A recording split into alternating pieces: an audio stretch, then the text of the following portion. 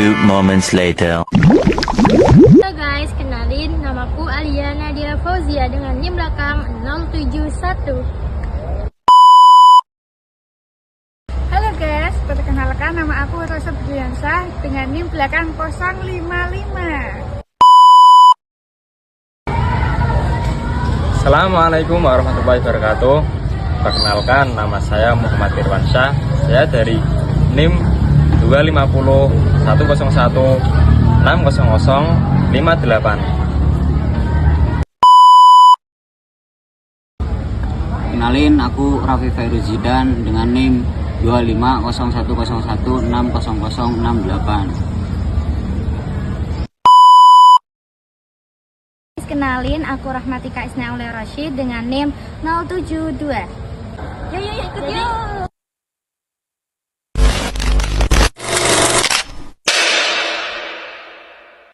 Guys, kenalin aku Tika. Aku Alia.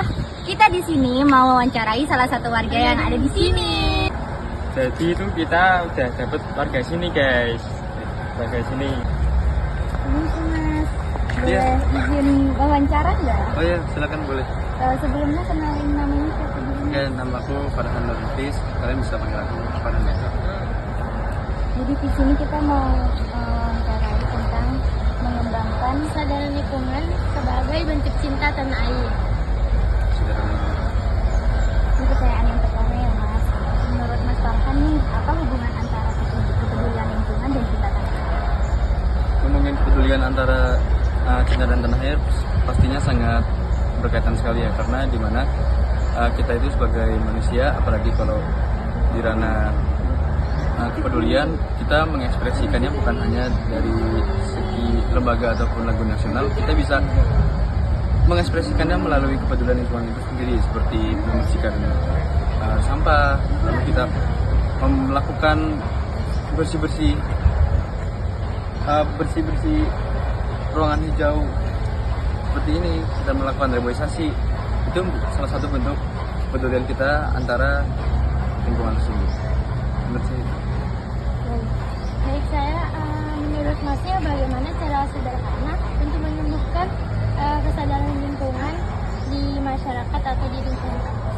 Oke, dari saya sendiri, karena kita mahasiswa ya, kita berarti di dalam kampus, kita itu kan sebagai orang yang sangat di garda terdepan, apalagi mahasiswa, orang yang sangat di atas di antara lain. Jadi kita bisa menjadi teladan, pertama untuk menjadi teladan untuk orang lain, karena kita mencontohkan yang baik kepada orang lain, itu pasti akan berpengaruh bagi siapa yang melihat kita. Selanjutnya ini, kita membuat forum-forum untuk membahas apakah kita perlu adanya penghijauan, apakah kita perlu tempat untuk didiskusikan, karena mengenai lingkungan ini sangatlah penting ya. Kita harus melek dengan lingkungan kita, kalau bukan kita siapa lagi.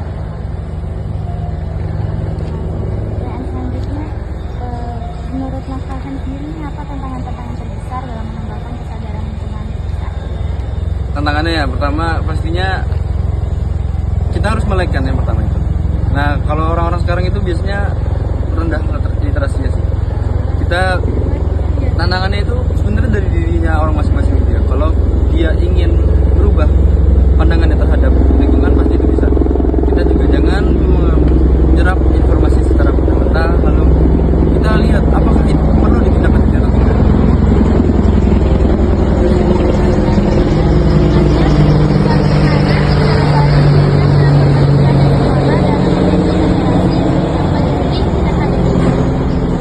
Nah, untuk peran pemerintah sendiri, mungkin pemerintah harus memfasilitasi kita ya. Kita sebagai rakyatnya gitu, kita garda terdepan, jadi harus difasilitasi. Pemerintah membuat kampanye-kampanye seperti forum untuk para mahasiswa untuk membahas tindak lanjut lingkungan alam itu. Kalau dari lingkungan sekolah, itu bisa dari ekskul, ekstrakurikuler. Itu bisa kita membuat ekstrakurikuler dari mahasiswa kepada pihak sekolah untuk bahwasannya melek lingkungan itu tidak hanya dari mahasiswa. bisa dari ranah yang sederajat seperti SMA, sekolah-sekolah yang lain.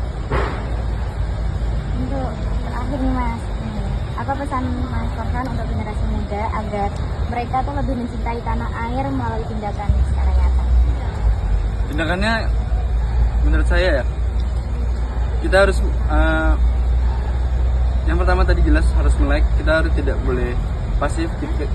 Kita membuat forum, kita membahas pentingnya lingkungan ini karena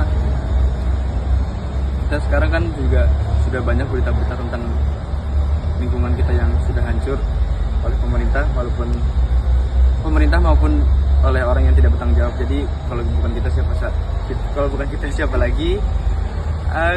Sebaiknya dari kesadaran diri kita mempengaruhi orang-orang sekitar kita untuk menuju ke peduli lingkungan. Nah, terima kasih untuk meluangkan waktunya di wawancara sebentar ya Mas. Untuk sekian wawancara dari kita. Apa pesan Anda untuk generasi saat ini, generasi Gen Z ini melalui tidak nyata itu gimana sih pesan Anda untuk mencintai tanah air sebagai tidak nyata itu bagaimana? Menurut saya ya Mas, peran generasi muda dalam menjadikan Indonesia yang lebih maju dengan tindakan yang nyata.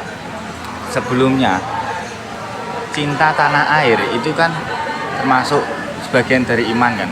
Hubbul waton minal iman.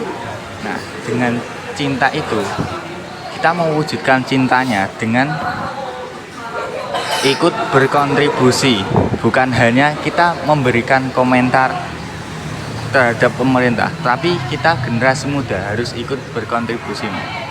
Dan cinta tanah air bisa diwujudkan juga dengan belajar yang sungguh-sungguh. Karena apa? Karena dengan belajar kita mendapatkan ilmu ya Mas. Nah, ilmu itu, dengan ilmu kita bisa menjadikan Indonesia yang lebih maju. Yang kedua, kita harus menjadi generasi muda yang beretika. Kalau dengan pintar saja mungkin kurang Mas. Harus dengan beretika. Supaya apa? Supaya menjadikan generasi muda mempunyai karakter yang bagus dalam hal bersosialnya.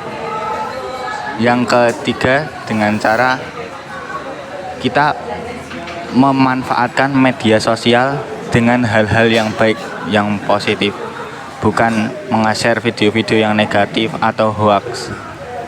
Kan sekarang juga banyak yang menginformasikannya dengan media sosial ya Mas. Jadi kita harus memanfaatkan media sosial dengan cara yang baik. Dan pesan terakhir ya Mas, jiwa nasionalitas bukan hanya dengan kita mengangkat senjata, tetapi juga bisa dengan cara kita belajar bersungguh-sungguh, berprestasi, dan berkontribusi nyata untuk bangsa ini. Indonesia bukan hanya butuh generasi muda yang sempurna, tapi Indonesia butuh jiwa-jiwa muda yang mau berkontribusi nyata dalam mengembangkan bangsa Indonesia ini. Oh gitu ya Mas. Ya, terima kasih untuk Mas Dian untuk wawancaranya, pertanyaan tadi. Ya gitu aja Mas Dian, terima kasih.